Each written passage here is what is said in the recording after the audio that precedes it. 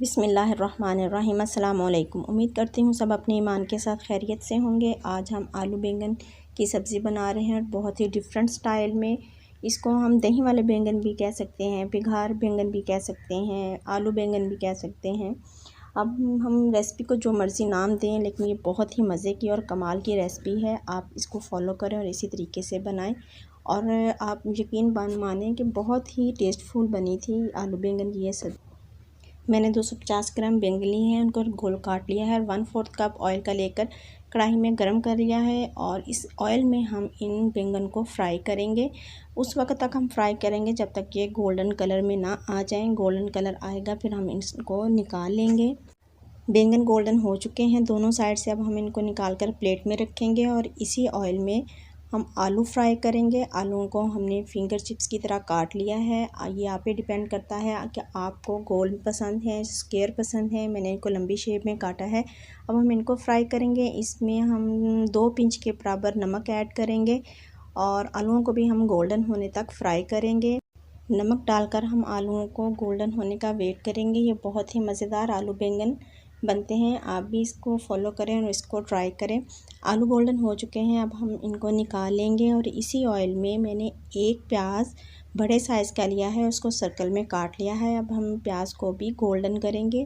ہم dark golden نہیں کریں گے، بس لائٹ گولڈن کریں گے کہ یہ تھوڑا سا سافٹ ہو جائے۔ 1 پنچ نمک ایڈ کریں گے۔ پیاز گولڈن اور سافٹ ہو چکا ہے، اب ہم اس کو نکال لیں گے، اور تھوڑا آئل کم کر کے ہم اسی کڑاہی میں 1 ٹیبل اسپون ادرک اور لہسن کا پیسٹ ایڈ کریں گے۔ لہسن اور ادرک کے پیسٹ کو فیو سیکنڈ کے لیے فرائی کریں گے۔ ادرک لہسن فرائی ہو چکا ہے، اب ہم اس میں بون لیس چکن ایڈ کریں گے۔ ان کو میں نے چھوٹے پیسز میں کاٹ لیا ہے، اور اب ہم اس کو ادرک لہسن کے ساتھ فیو سیکنڈ کے لیے فرائی کریں گے۔ اور فرائی کرنے کے بعد ہم اس میں تھوڑا سا املی کا پلپ ڈالیں گے، 3 ٹیبل اسپون املی کا پلپ ڈالیں گے۔ اس سے آلو بینگن میں بہت اچھا ٹیسٹ آتا ہے۔ پلپ ڈالنے کے بعد ہم چکن کے ساتھ اس کو فرائی کریں گے۔ 1/4 ٹی اسپون اجوائن کا ایڈ کریں گے، اور ½ کپ پانی کا ایڈ کریں گے۔ ان کو اچھی طرح مکس کریں گے۔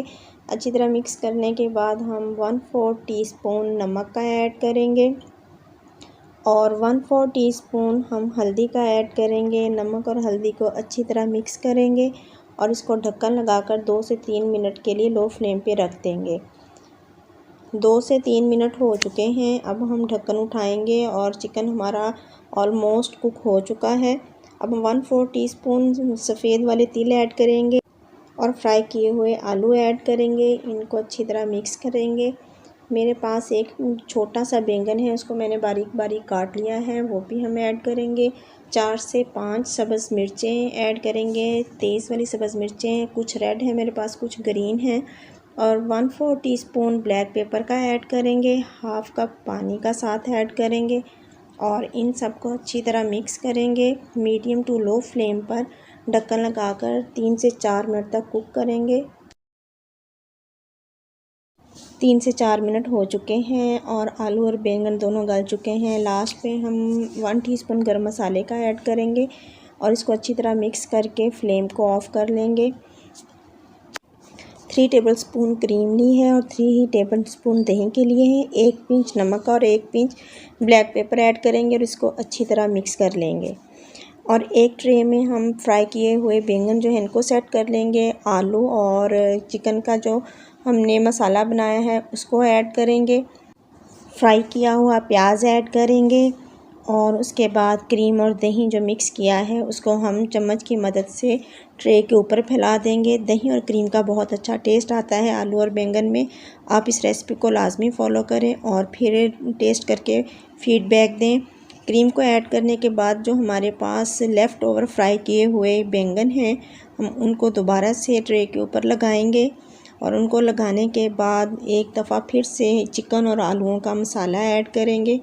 آلو اور چکن کا مسالہ ایڈ کرنے کے بعد دہی اور کریم جو ہمارے پاس ہے اس کو ہم ایڈ کریں گے۔ کریم اور دہی کو مکس کر کے آپ بینگن کے اوپر ڈالیں، اور اس کو پھر کھائیں۔ تندور کی روٹی کے ساتھ کھائیں، اور گھر کی روٹی کے ساتھ کھائیں، بہت مزے کا لگتا ہے۔ اس میں ہم واइٹ تل ایڈ کریں گے اور لاسٹ پہ ہم سبز دھنیا ایڈ کریں گے۔ یہ ماشاءاللہ بہت ہی مزے کی ریسپی بنی تھی۔ آلو چکن اور بینگن، یہ فرائی چکن بینگن بھی ہے اور یہ تندور کی روٹی کے ساتھ اور گھر کی روٹی کے ساتھ بہت ہی مزے کی لگتی ہے۔ آپ اس کو فالو کریں اور مجھے فیڈ بیک دیں۔ جزاک اللہ خیرن کثیرا۔